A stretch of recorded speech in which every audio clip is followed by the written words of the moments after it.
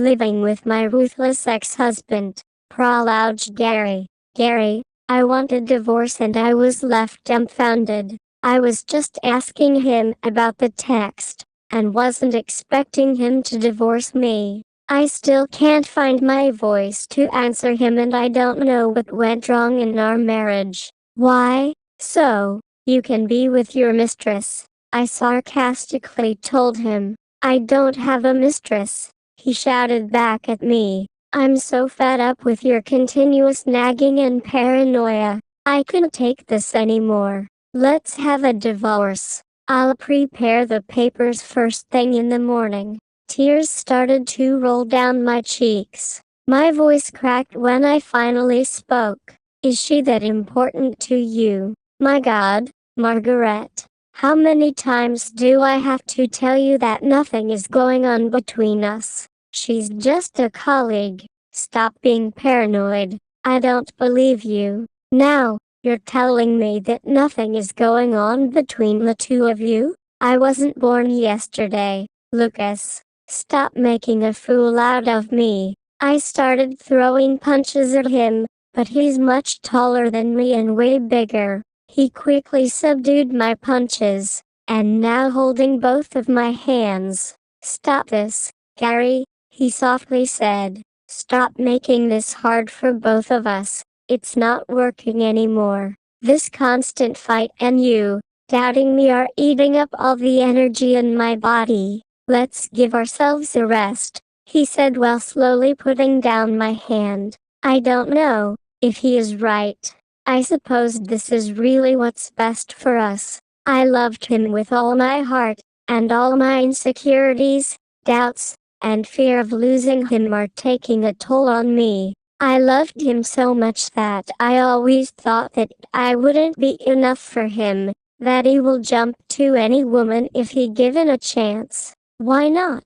Lucas is the most sought lawyer in the Philippines and used to be the most sought bachelor before. All the most beautiful and powerful women are lining up to get a taste of him, and yet here he is, married to an ordinary and plain-looking woman. There's nothing special about me, and that's what's killing me nowadays. How could you do this to me? I thought that you loved me. I did love you, Gary, but love wouldn't be enough if we were both miserable. We need to let each other go. Are we really getting a divorce? Is this the end of our marriage? His grip started to loosen slowly and my hands fell on my side while I was staring at the floor. Feeling lonely, low, defeated and small, I bent down my knees on the ground and started begging him. Please, don't do this to me.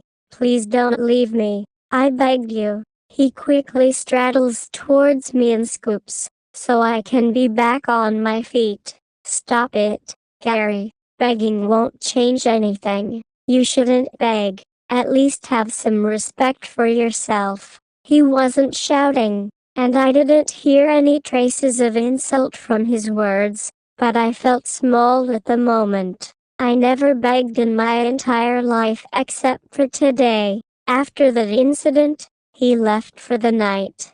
I waited for him till morning, hoping that we can still sort this out. But he didn't come home. Days had passed, and I even don't see any traces of him, just the divorce paper he drafted for me to sign. I went to his office to check on him, but before I even stepped inside the building, I saw him sitting in a coffee shop nearby and sharing a laugh with Sandy, the woman we keep arguing about. I was about to confront them, when their faces slowly started to press together, and their lips began locking with each other. I felt the stream of tears flowing through my cheeks, and all my hopes began to collapse. That's all in my mind while running away from the scene.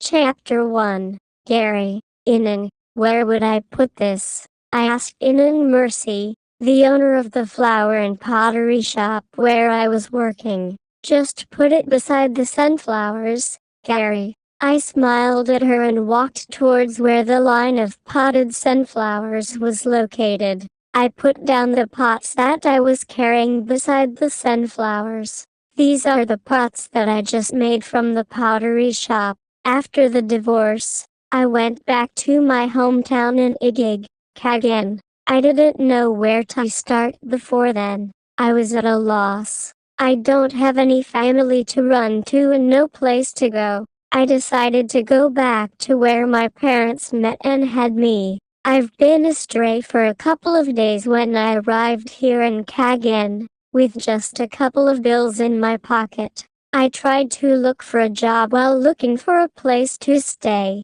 and to my luck, I met in Mercy. She owns a florist and pottery shop. She took me in and let me work for her even though I don't have any work experience related. Since then, she started to train me how to make pots out of clay. It was close to sculpting. That's why I began to love the job even more. It took me months before I could finally make a perfect pot. Mercy also let me experiment with different shapes and designs of the pots. Slowly, her shop becomes famous in Igig for having one-of-a-kind pots. No pot coming from their shops are the same. She always makes it a point that every pot she makes will be unique. That's one of the reasons why most of their clients choose to buy pots from them. I haven't heard from Lucas since the divorce. It's been 3 years since then.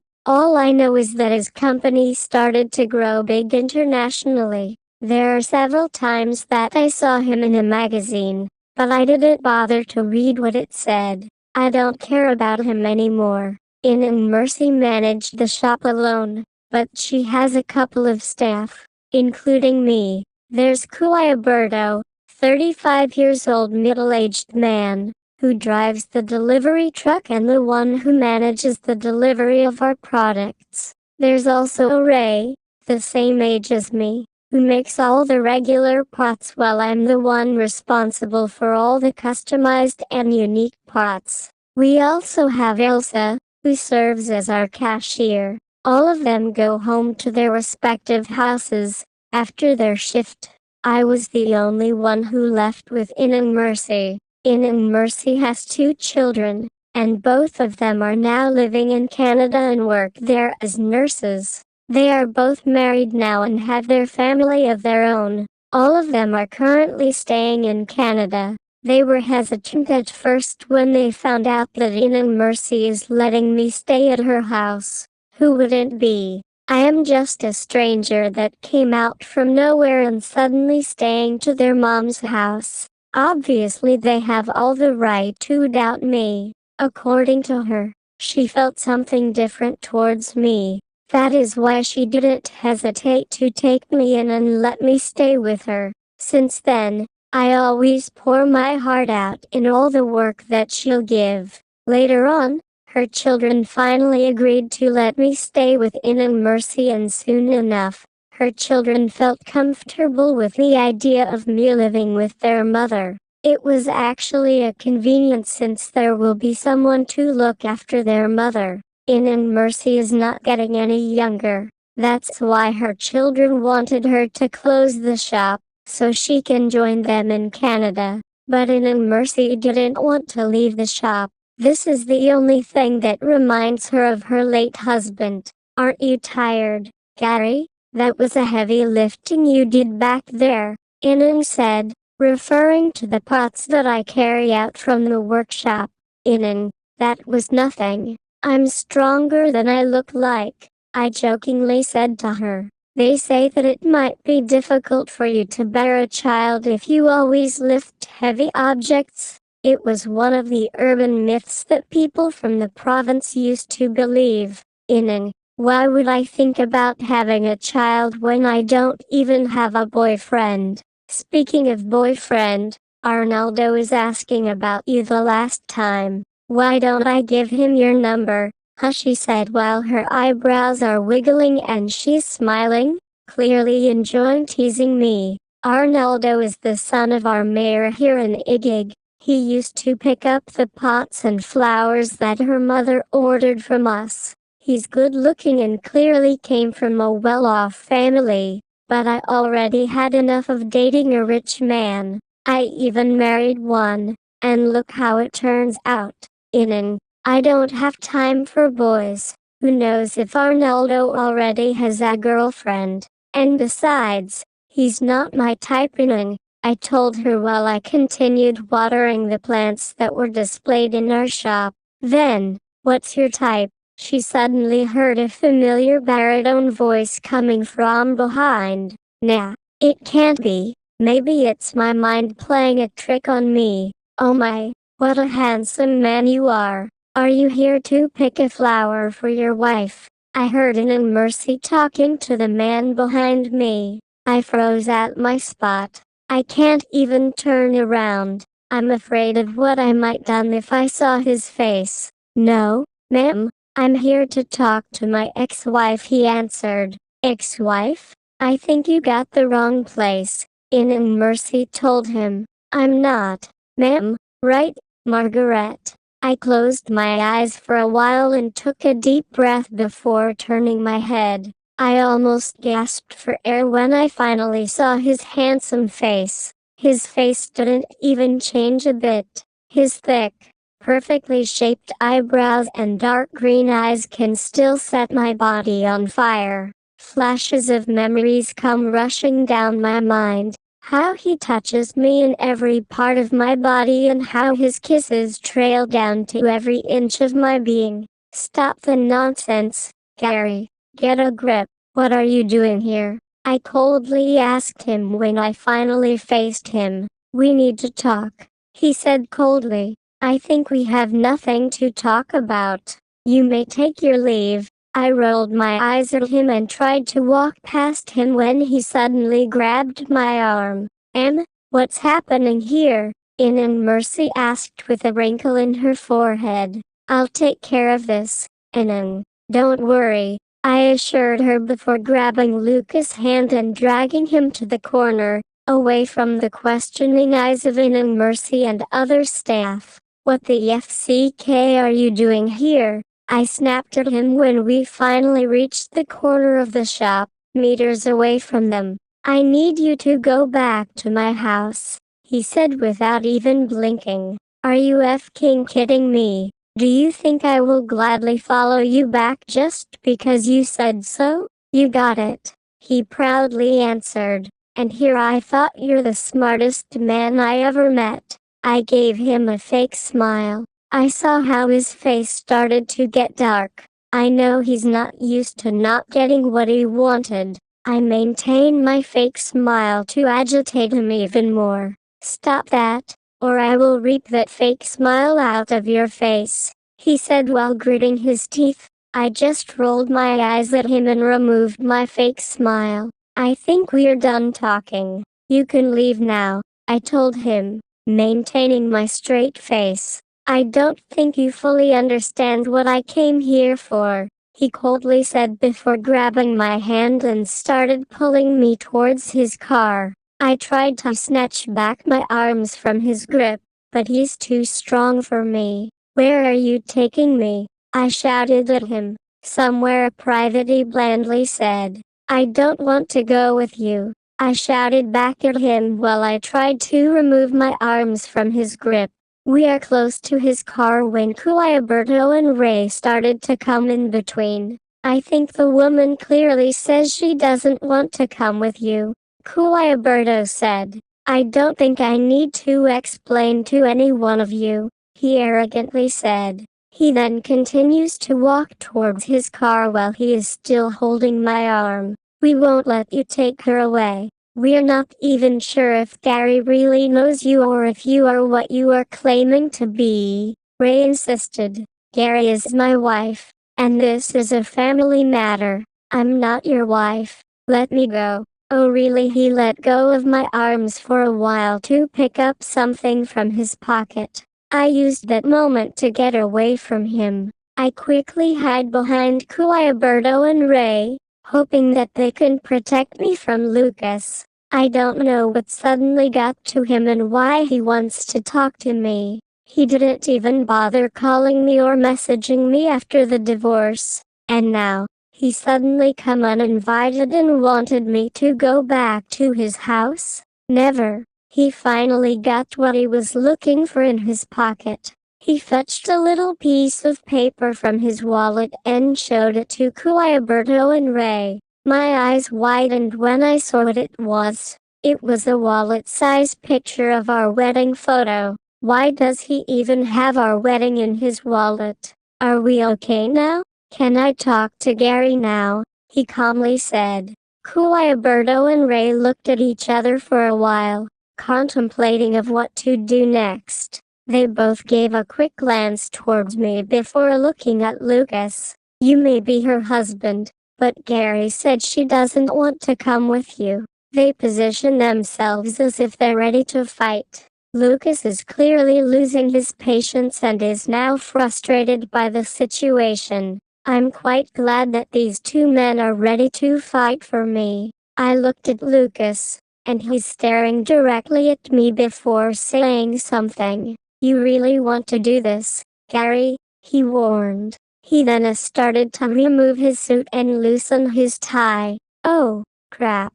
Lucas is a black belter in karate. Cuiaberto and Ray are no match for him. I'm coming with you, I screamed after jumping in the middle of them. The two men confusedly looked at him, having no idea of what's about to happen. I shifted my gaze at him, and I rolled my eyes at him when I saw him smirking. Are you sure, Gary? Inan Mercy worriedly asked. Yes, Inan. Don't worry about me. I'll explain later when I get back. I gave her a quick hug before walking towards Lucas' car. He abruptly opened the door and slammed it after I got in. Lucas bids his goodbye to Inan before walking around the car, going to the driver's seat, and getting in. Chapter 2. Gary. The nerve of this guy to ask for a kiss. I didn't mind his word, but instead I looked out at the window and tried to ignore his presence. Is that a way to greet your husband? He said while I continue looking out at the window of the car. I don't know where we are going and he's still not telling me either.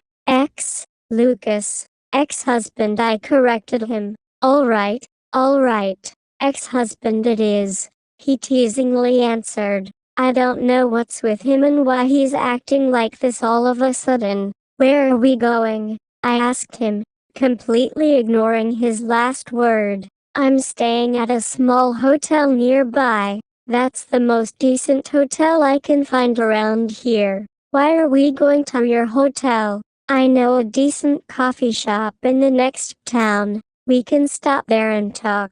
I don't see any good reason why we need to go to his hotel. We may divorce, but he's still a man and I don't trust him, neither myself. 3 years have passed and my feelings for him doesn't even change for a bit. My body still jumps at the single touch of his hand and my heart still trembles at the sound of his soft and baritone voice. Why are you afraid of me? He teasingly asked while not even trying to hide the smirk on his face. Why would I? I just don't think that it would be inappropriate for us to stay in a hotel just to talk. I defended. I need to attend an important conference. My laptop is in the hotel. Don't worry about it. I won't do anything against your will. I saw him smirked when I peeked over the rearview mirror. Our eyes met and it surely sent shivers down to my spine and my heart almost jumped off my rib cage.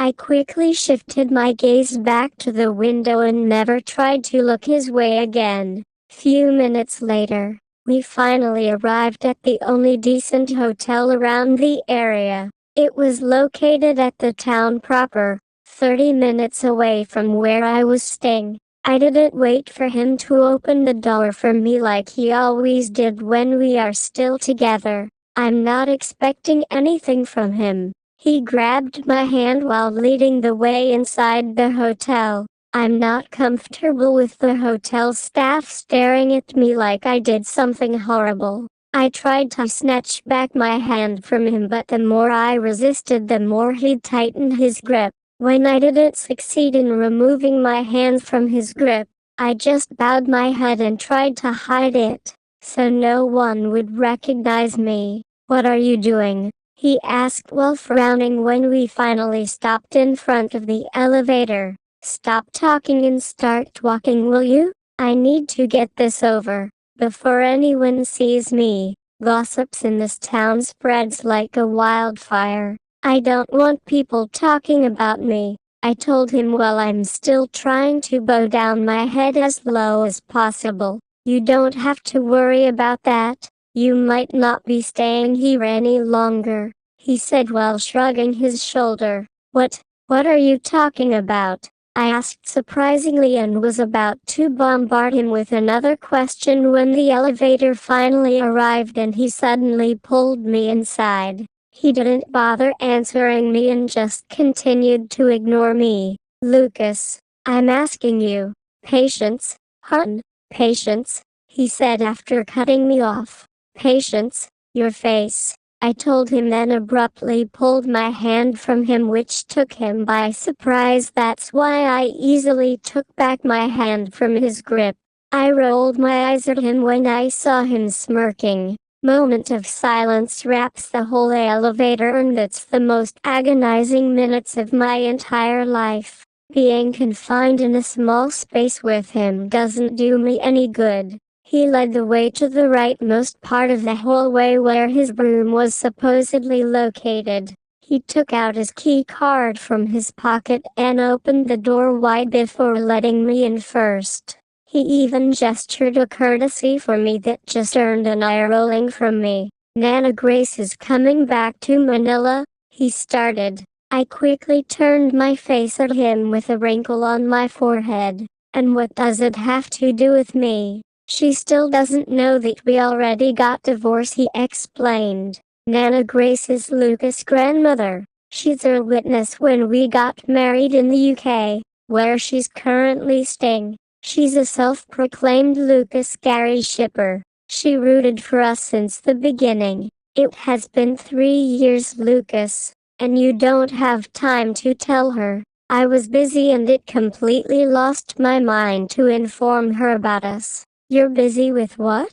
"With your mistress," I sarcastically told him. "What? You still haven't gotten the past?" he said and started to get annoyed. Yeah, he's right. There's no use in bringing back the past. "Well, to make the story short, she's not doing well. That's why she's coming back here in the Philippines," he continued. What happened to Nana?" I was surprised by the news about Nana Grace. "She's old and she wants to spend the rest of her life here in the Philippines, and she's expecting to see you. I can't afford to tell her now about what happened between us. Probably it will break her heart. You know how much she loved us being together." "You're right. Nana Grace definitely felt sad or disappointed if she finds out that her favorite love team is now divorced. I need to discuss with you the other details, but I need to attend a conference call after that. I'll be with you shortly. Make yourself at home," he said before walking towards the cabinet and took out his laptop. He assembled all his things in the small table that was placed 8 across the room near the bed. This is not the typical kind of room Lucas would like to stay, but I guessed he doesn't really have much of a choice. Igig is a small town of Cagayan, way far from the modern and sophisticated infrastructure of Manila. There's a queen-size bed in the middle of the room and it has a small bedside table with a lamp. There's also a small couch on the left side of the room that was facing against the wall where the 24 inches television was located. There's also a small personal ref inside the room. I heard him start talking. At first I thought he was talking to me, but when I looked at him, he is now focused on his laptop. The conference that he was referring about has started now. I look around the room to look for something to do while passing the time and wait for Lucas. I decided to open the mini ref and rate it. I saw a couple of beers in a can and some soft drinks. There's also chips inside. I took the beer and the chips and slumped against the couch. I started scrolling on my phone while drinking the can of beer in my hand. Chapter 3. Gary. I was woken up by a hand caressing my cheek. I didn't realize that I had fallen asleep on the couch while drinking my beer. I suddenly remember where I was and who am I with. I'm at a small hotel Lucas rented for a night. He is here to talk about moving back to his house because of Nana Grace. I don't know if I should open my eyes or just pretend to be sleeping, but how can I do that when his touch sends turmoil to my being? My body still reacts to him like it was yesterday. I don't know what should I do. I'm torn between waking up to face him or pretends to be asleep and enjoy the soothing feeling of his hand against my cheek. Wake up, sleepyhead, I heard him say when he finally stopped touching my cheek. I slowly open my eyes and the first thing that greets me is his dark brooding green eyes that reaches to the depth of my soul. I remember how I was so mesmerized the first time I got the chance to stare directly into his eyes. He greeted me with a sweet smile showing his perfectly white teeth. I cleared my throat before finally speaking. "Hey, are you done?" I asked him while trying to avoid his gaze. I felt awkward since I am in between both of his hands that are now leaning on the couch and our faces just inches away from each other. I tried to put a distance between us without making it awkward. "Yes, I'm done," he said. I can smell his minty breath and I wanted to grab his nape and pull him towards me so I can finally claim and taste that luscious lips again. "What am I thinking?" I whispered to myself, thinking what he asked with a wrinkle in his forehead. Did I just say that out loud? FCK. Thinking about FCK. I'm lost for words. Think, Gary, quick. I'm thinking, I stuttered. "Why are you blushing? Did I caught you off guard? Are you daydreaming about me, my sweet ex-wife?" he teased me. I wanted to wipe that smirk out of his face. "Of course not. You wish." I denied it. I used all my strength to push him out of my sight and quickly stood up and finally put a distance between us. "I can't believe that I'm thinking about kissing my ex-husband. He hurt you, Gary. He cheated on you. Stop fantasizing about him." I keep reminding myself of the reason why we ended up in this situation today. "Since you're done with your meeting, can we continue our conversation because I need to go home now?" Okay, just relax." "Well, Nana Grace will be arriving next week. I need you to come with me to Manila now. I won't be available on the following days. I have a lot of hearings this week. I didn't hear anything about you asking for my help. It's more like you're ordering me around," I told him while raising my eyebrow. He is staring at me with an intense gaze. I know that he doesn't like what came out from my mouth and I can clearly saw it in his face. He's not used to being opposed. "Didn't you hear me the first time? I told you Nana Grace is coming back in Manila and she's not doing well," he said irritably. "I heard you, but I don't see that to be my problem. You're the one who forgot to tell her about our divorce. I can see her if you want to, but I don't think we need to pretend in front of her. She already suffered heart attack a couple of times back in the UK. I don't want to take chances." His dark face changes and becomes soft. I remember how Lucas was very fond of his grandmother. I also cared about Nana and I don't want to be the reason for her suffering. She's the only person in my whole marriage life who thinks and cares about what I want and what will make me happy. We're just going to pretend in front of her while she's at my house. Until she's here, he plainly answered without giving any details. "And that's until when?" I reiterated my question to him. "I need to know how long will be I staying with him." Being with him just reminds me of the saddest part of my life. I don't want to visit that memory for too long. I actually don't know. Nana Grace didn't tell me how long will she be staying here,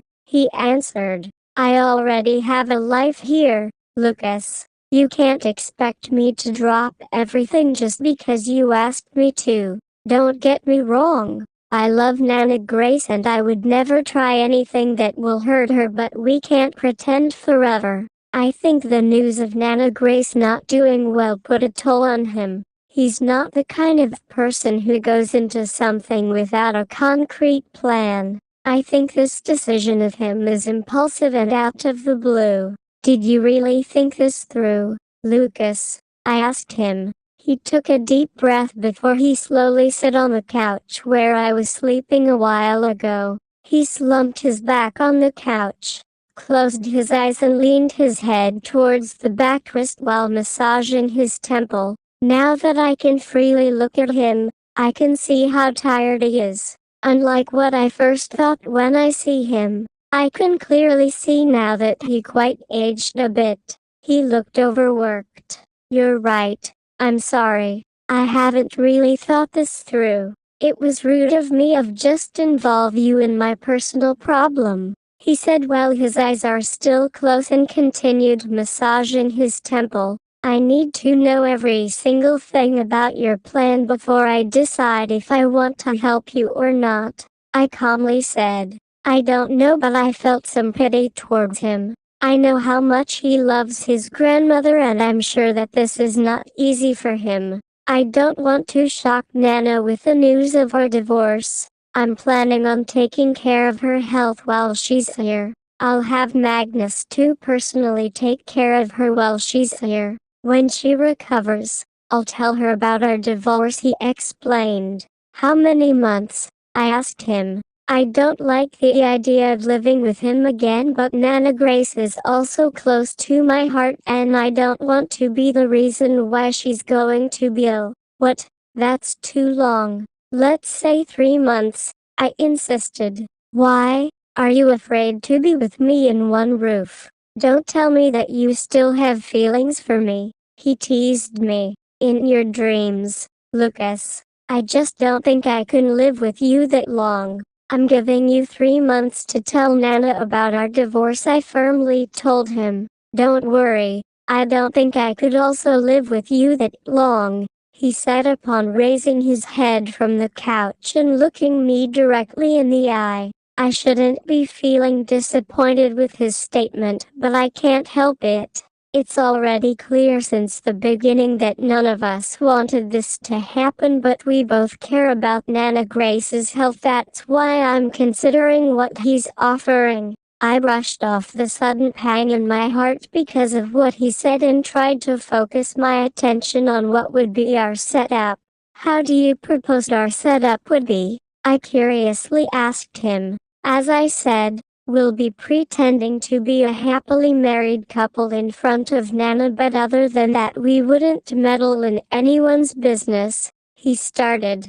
I want to set some limitations, I told him. Go on, I'm all ears, he said, then leaned forward and lay his elbow on top of his legs. I walked towards the single couch that was beside the long couch where he was sitting. I'd like to maintain my distance with him. I'm fine with us pretending in front of Nana Grace, but I want to put limitations. First, of course, no kissing. Second, he cut me off before I even finished my sentence. What are we, teenagers, Gary? Where can you see a married couple who don't kiss? He said with a smirk on his face. I rolled my eyes at him. As much as it pains me, he has a point. Okay, fine. I'll allow a kiss on the cheeks, but that's it, I told him. He just raised his eyebrow at me. I didn't notice that I'm actually holding my breath with the anticipation of what he's going to say. Gary, it's just a kiss. Don't make it too much of a big deal. Just think about it as a play and we're the leads, he calmly said before leaning his back to the couch and spreading both of his arms to the backrest. I nervously tapped my foot on the floor while thinking about it. The thought of his lips touching mine makes me nervous and excited at the same time. I closed my eyes and took a deep breath before agreeing with him. There's no use in arguing with him because he has a point. It will just make us look awkward if we don't act like the way we used to do. I remember when we were still in the UK. We can't get our hands off with each other. Fine, I give up. There's no use of arguing with you. I want to know what will be our sleeping arrangements. Obviously, we can't sleep in the same bed. Why not? He teasingly said to me, which makes my blood boil. Are you toying with me, Lucas? I snapped at him. He's obviously enjoying this torture. I'm not. You are just making a big deal out of this. Just act like how we used to be. Don't put too much meaning on it. We need to sleep in one room. Nana Grace will wonder why are we not sharing a room. Besides, my bed is huge enough for 4 people, he explained. What's up with him? It's as if he's okay with the setup and it doesn't bother him that we need to ask as if we're still together. Didn't he think about what his girlfriend would feel like? Of course. How can I forget that small detail? I need to clear this up. I don't want any woman accused me of anything. And what's your girlfriend take on this? I don't want to ask him directly if he has a girlfriend or not. I don't want to give him the notion that I'm interested in his personal life. She understands it. You don't need to worry about that, he said. I suddenly felt a pang of jealousy. I was actually hoping that he would say that he doesn't have a girlfriend, but what do I expect? He's a chick magnet even before. That's good. At least I don't have to worry about someone attacking me while pretending to be your wife, hiding the feeling of disappointment that I'm having right now. Will you stop that? He shouted at me. I was taken aback by his sudden outburst. Stop what? I answered him with the same intensity. I don't know what's got him and why is he suddenly shouting at me. Stop acting like pretending to be my wife again is the worst thing that could ever happen to you, he said with his dark face. Because it is, I couldn't help but answer. We both fell into deep silence. He stood up and walks out the door, leaving me behind. I can't understand what I'm feeling right now. It seems like I hurt him with what I said, but what does he expect me to say? The hurtful memories of our failed marriage still linger in my mind like it was yesterday. The last thing that I want to be right now is back into his arms again. The memories of him kissing that woman still haunt me every day. It always makes me think about what I did wrong and what's lacking on me. The feeling of not being enough for someone you love the most is the worst feeling ever. I was thinking if I should just leave or should I wait for him here and finish what we need to talk about. Chapter 4. Gary. I felt someone lift me in the air. I can smell the familiar cologne and a mixture of whiskey and cigarettes. So, he's back and smoking again. I used to tell him to quit smoking when we are still together. It took him a while, but he eventually gave in and finally quit smoking. Though I don't like the smell of cigarettes on him, I like the feeling of his arms around me. I don't want to open my eyes. I already have an idea who's the one carrying me. Instead of opening my eyes, I buried my face into his neck so I can smell him even more. I was enjoying my position when finally put me down to bed. I want to sleep beside him tonight. I missed him, but I keep on pretending to be asleep so I won't need to explain to him why do I want to sleep with him tonight.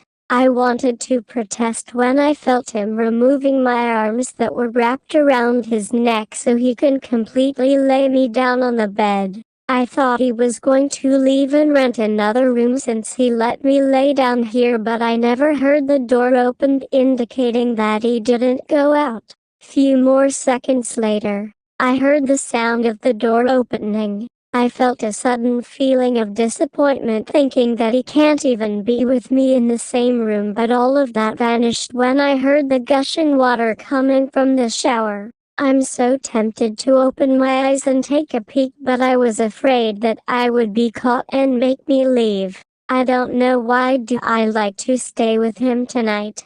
I didn't want to admit, but I missed him. I missed the feeling of being with him, feeling the warmth of his embrace and softness of his lips against my temple. That's our usual sleeping position. Lucas doesn't want us to sleep away from each other no matter how big our bed is. My heart almost jumps out of my rib cage when I heard the bathroom door open. I can smell the scent of his favorite body wash that he always brought wherever he goes. No matter how expensive the hotel is, he doesn't want to use their body wash. I'm trying to hold my breath so I won't make any sounds. What should I do? Should I wake up or not? My head is in turmoil. Lucas walking around the room wearing his manly scent doesn't help.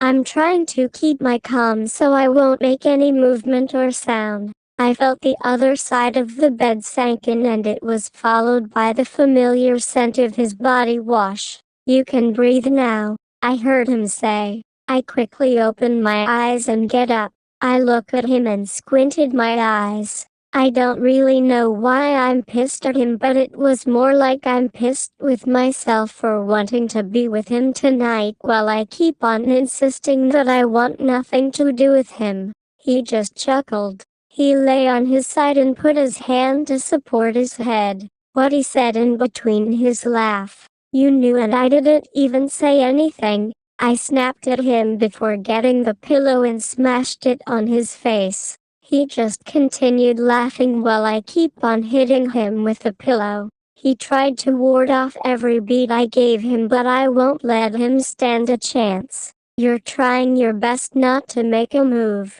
You almost look like a twig," he said while continuously laughing. I was out of breath when I finally decided to stop hitting him. I stared at him and squinted my eyes. "I hate you," I said before throwing the pillow at him. I didn't notice that I'm actually smiling the whole time. I can't remember when was the last time that I smiled genuinely. He's the only one who can be brought out the genuine smile out of me. "We both know you don't mean that," he said. I can almost hear the seriousness in his voice. I suddenly felt uncomfortable in our situation. I almost forgot what kind of situation we are into. I quickly got up on my feet and tried to look formal again. I felt awkward with the kind of look he's giving me. I suddenly felt like I want to vanish right there and there. I cleared my throat before speaking. "I need to go home now,"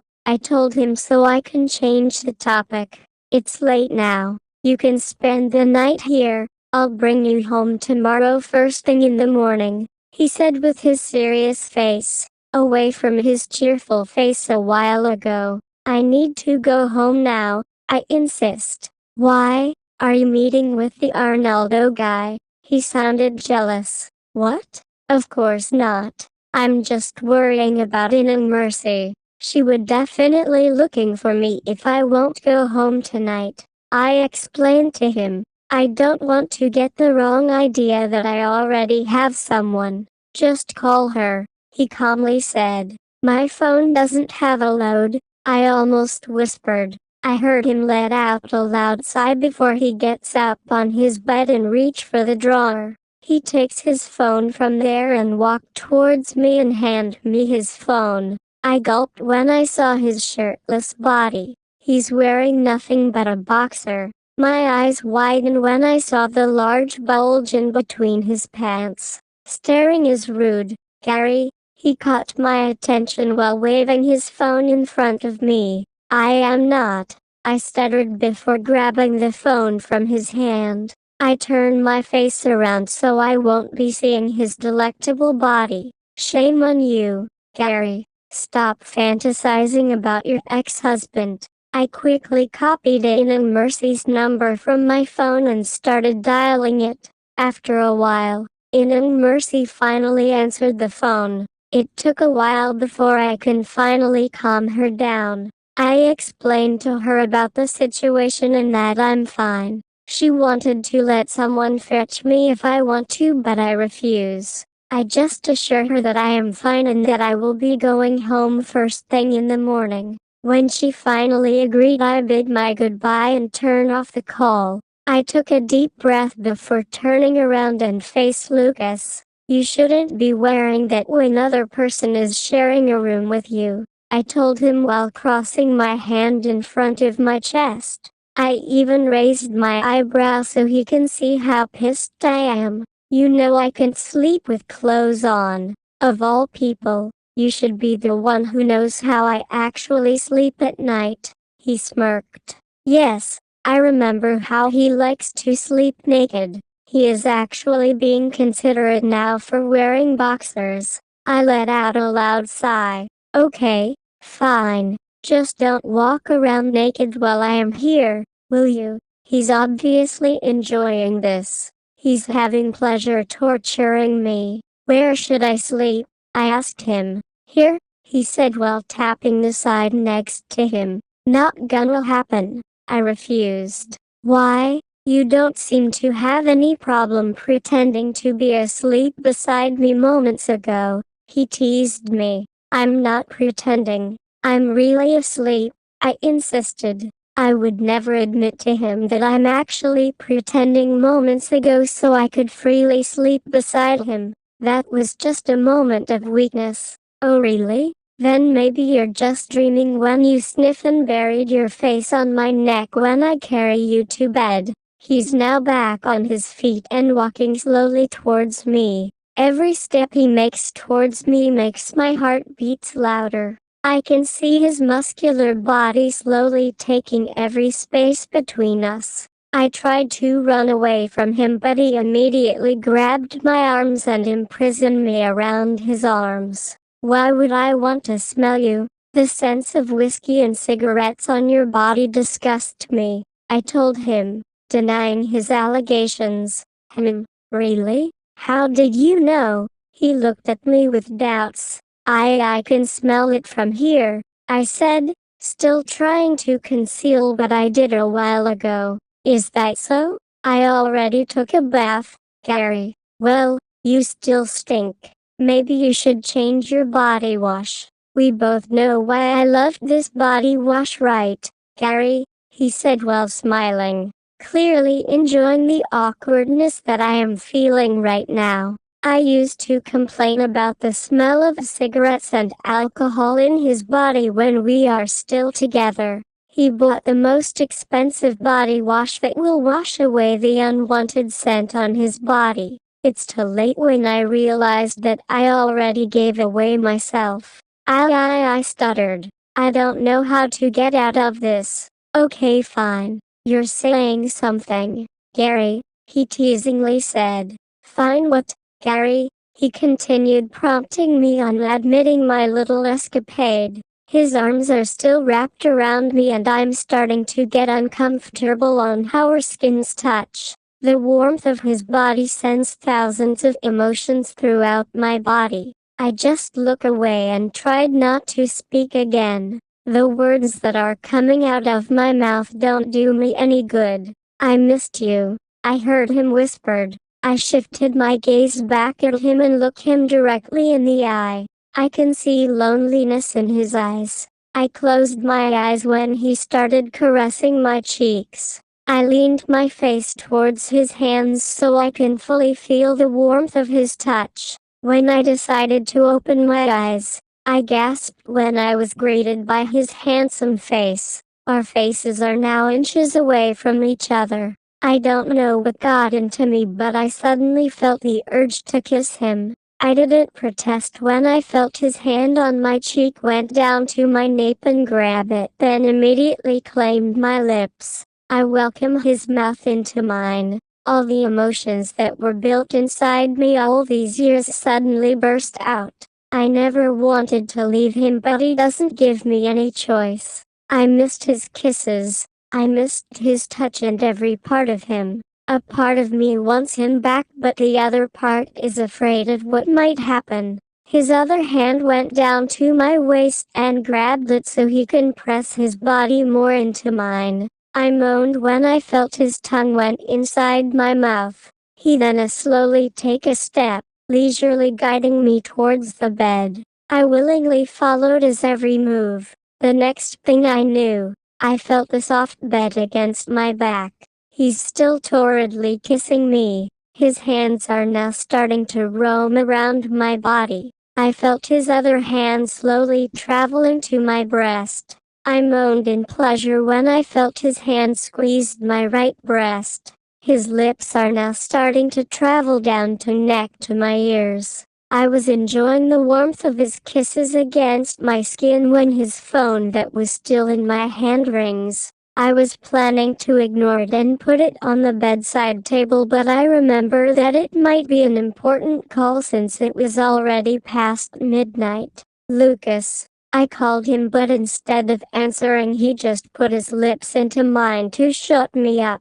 I tried to move away from his kisses and tried to get his attention again. Lucas, pick up your phone. It might be important, I told him again while trying to push him away from me. Just turn it off, he said, ignoring it, and continued kissing the valley of my breast. I peeked on his screen to check his phone when I saw the name of the caller. It feels like cold water was poured onto me when I saw the name of the caller. It was Sandy, I dully said. He was stunned when he heard me say her name. He lifts his head and looked me directly in the eye. But I couldn't stand looking at him, that's why I immediately shift my gaze on the other side. I gave him his phone and abruptly pushed his body that was on top of me. I quickly stood up and sat on the side of the bed. I heard him took a deep breath before picking up the call.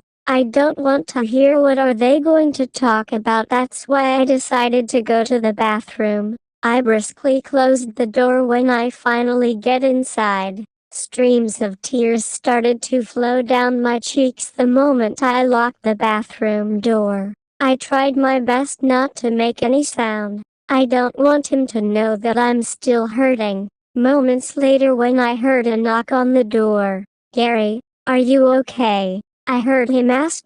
I quickly wiped the tears on my cheeks and checked myself in the mirror to remove all the traces of my tears. I abruptly opened the door and told him why wouldn't I be. Then walking past him, I walked towards the bed and get a pillow and a blanket before settling myself on the couch. I lay down on the couch without even looking at him. I am facing the backrest of the couch so I won't have to look at him, but I can sense his presence beside me. I had a loud sigh. The bed is huge. Gary, you can sleep there. You don't have to sleep in here, he insisted. I ignored him and just pulled the blanket up to my neck. Put me down, I screamed when I suddenly felt his strong arms around me and carrying me towards the bed. He tossed me in the bed, which angers me even more. I tried to stand up, but he just pushed me down to bed. Stop being stubborn and sleep on the bed, he said. I'll just take the couch if you really don't want to sleep beside me, he said, feeling defeated. I just rolled my eyes at him and slumped myself to bed and faced the other side away from him. I was quite disappointed that he didn't even try to explain. Are you going to listen if he tried to explain himself? I heard my inner self saying, probably not. I wouldn't believe in any words that will come out in his mouth. Never again. I closed my eyes and forced myself to sleep. I didn't know what time it is when I finally dozed off to sleep. Chapter 5. Gary. I was woken up by the sound of the loud banging of the keyboards. I slowly opened my eyes to see what's going on. I lift my head and lean both of my elbows on the bed to support my body before I turn my face to where the sound is coming from. I saw Lucas sitting on the couch in front of his laptop. He keeps on smashing the keyboard so that it creates a sound loud enough to wake me up from my sleep.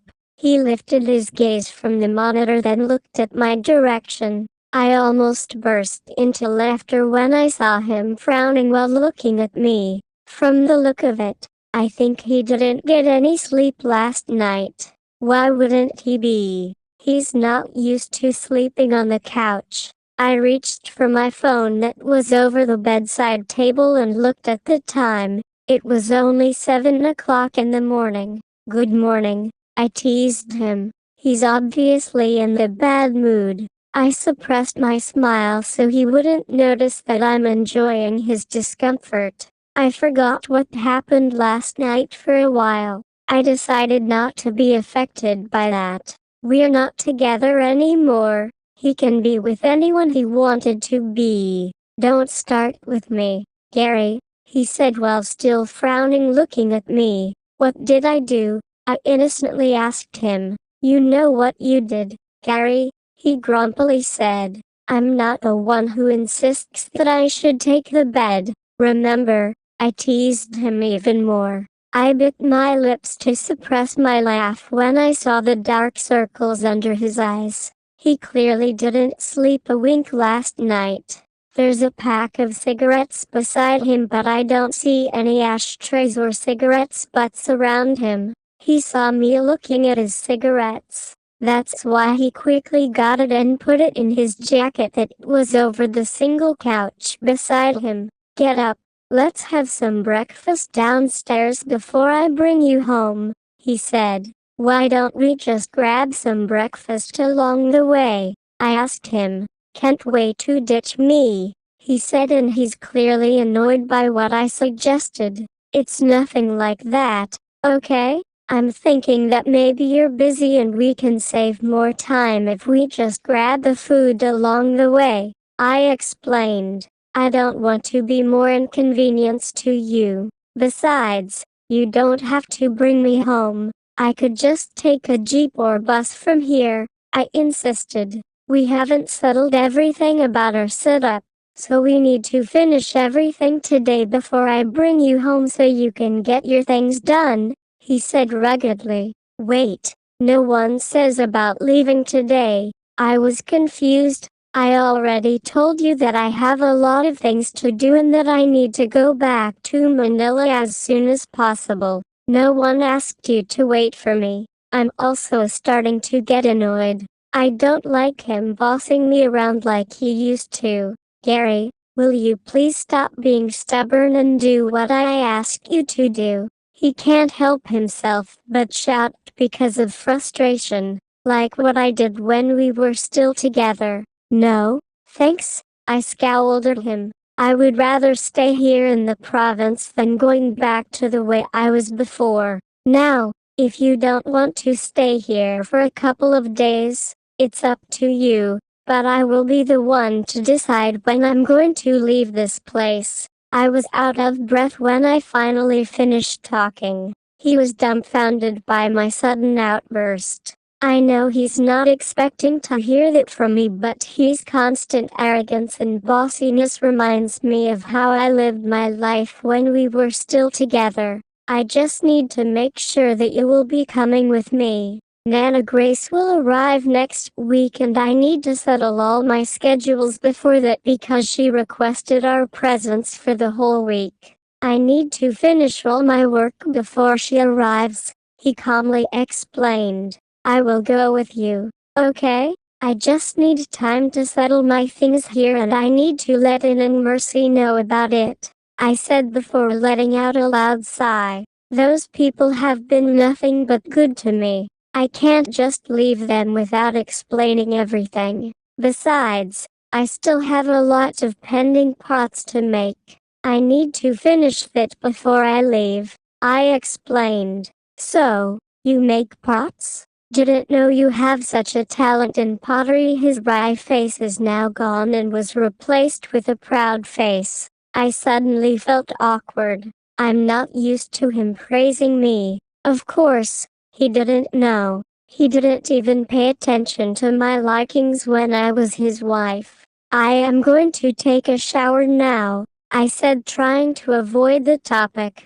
I walked briskly to the bathroom and immediately locked the door the moment I go inside. I don't know why I suddenly felt nervous with his praise and his gaze. He brought back unwanted memories by simply complimenting me. I let myself catch my breath for a while before taking a shower. I was about to take off my clothes when I suddenly remembered that I have nothing to wear. I don't have any plans on spending the night here, so I didn't bring anything with me. I decided to wash my face instead and brush my teeth using the toothbrush that the hotel provided for the room. I checked myself in the mirror one last time before heading out of the bathroom. I walked past him and walked directly towards the table where my bag is. I thought you're going to take a shower, he asked me. I didn't bring any clothes with me.